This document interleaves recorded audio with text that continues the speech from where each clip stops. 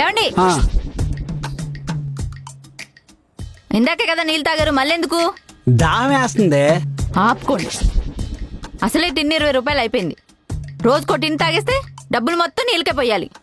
కొంచెం పొదుపు చేయండి. సర్లే.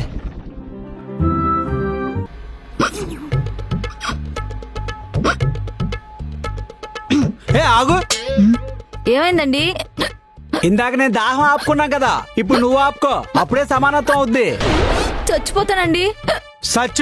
చచ్చిపోయినా పర్లేదు కానీ సమానత్వం మిస్ అవ్వకూడదు. నీళ్ళివ్వను.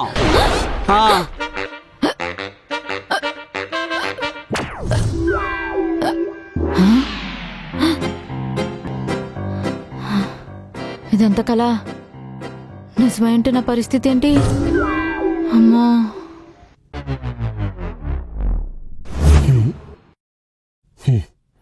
సమానత్వం